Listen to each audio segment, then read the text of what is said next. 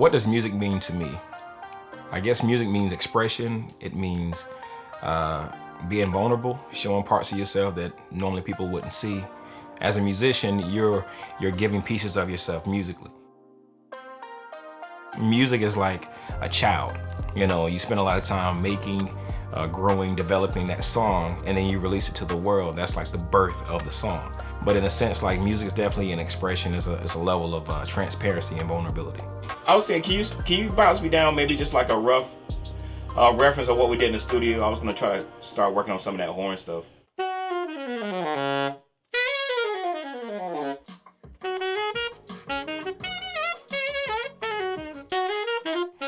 So what part of the process do I actually go and work into my studio when it comes to creating a song? Lately, what has been, I've been getting together ideas in my phone, recording voice memos, taking it to a producer, and I'm saying, hey, this is the idea that I have, and that's a start. Once I have all the ideas, all the data, all the content, I put it in, I listen to it, I live with it, and I'm hearing what could go in the gaps and what the music is telling me to play as far as a melody.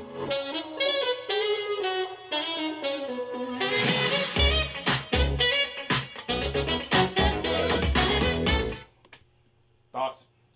My daughters really work close with me, with working with the album, and they send me like a lot of ideas, especially Carson. She's been really into music. She loves soul music. She loves Erykah Badu. She loves Anderson .Paak.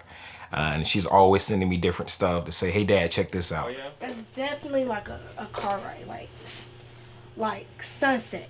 Not like, yeah, like a sunset. Like country car ride, like where you seeing the sunset, or like highway? Like highway. Okay. Yeah, not country. Some of the advice that my daughters have given me with like listening to my music, as of recently, you know, I've sat down with them in the studio and like said, all right, this is what I'm recording.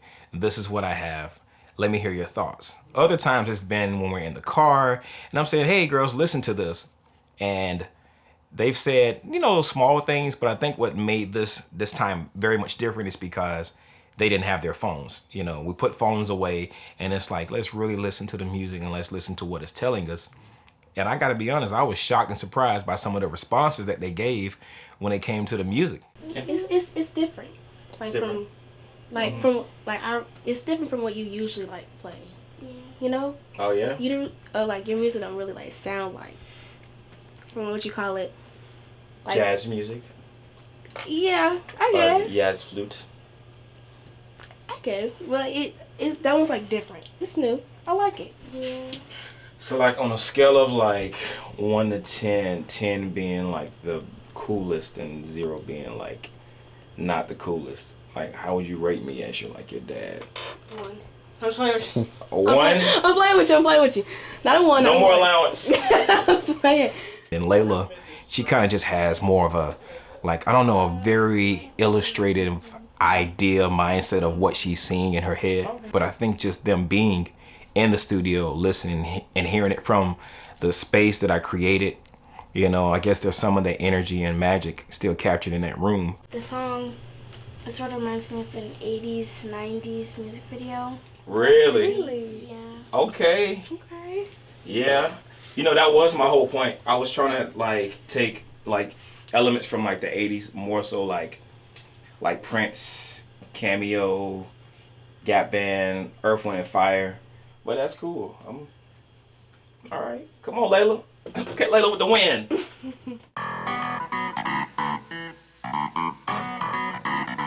So some of the things I kind of start with for my morning routine, you know, as soon as I wake up, you know, tell God thank you, drink a bottle of water, I have coffee, I do prayer, meditation, and then I get myself together, get my clothes together, get ready to go do some workout, whether it's cycling, going to the gym, or actual boxing.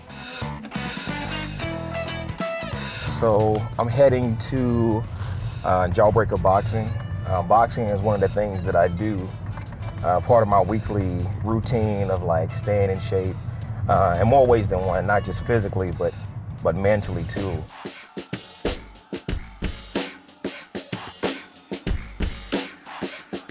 My name is Lucas Tanthry. I'm a coach here at Jawbreaker Boxing in Raleigh, NC. Marcus is real good people. It's a lot of fun training them. I love when I'm holding mitts for him, we're talking about that, and then he's talking about stuff going on in his life, and we keep a good dialogue going while I'm still making him work on the pass. I mean, he works hard, he does work hard. Anybody that has a good career in anything that works towards something, they can apply that to boxing or anything else they put in mind too. I think the way boxing and like other workouts help me prepare for my live performances is lately I gained a lot of weight during the pandemic. And I'm not exaggerating, and it's been coming down slowly but surely, but you know, I actually caught COVID and it's damaged some of my respiratory, so my breathing is a lot harder than what it had been before.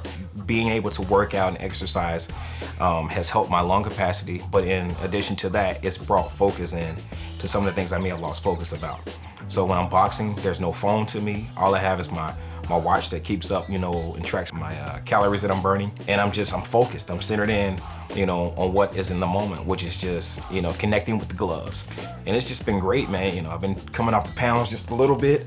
You know, I'm not all the way there, but I'm getting there. I'm getting to the point where I need to be, because once I get down, if you ever see me wearing this right here on stage, be ready. And I know you're thinking this is just a basic vest, but this vest symbolizes weight loss. If you see me in this, just be ready, because I'm about to give it to you all night. Like all night on stage. Like, that's it. Like, we can edit that, right? We cut that. Or we can just reverse it. Like the plug, I like the plug. I come from a very musical family. My twin brother sings, you know, my older brothers do music, my sisters, everybody does either dance or sing. My cousins is all across the board. But for me, when I started playing the saxophone, my dad told me one day that I was gonna play a saxophone, I was gonna be great, and I was gonna travel around the world. And that's all I knew, that's all I remembered. I can always tell I'm ready to work with another producer or even call them, is that I just get this feeling, you know, I get this urge to create, and a lot of times I take my phone and record voice notes. So when I look and see I have 87 voice notes, okay, maybe it's about time to compile some of these together and get them out of your head. But once I have my ideas down and I've recorded voice memos and I've, you know, sampled different parts of songs, I just take it to my producers and see what happens next.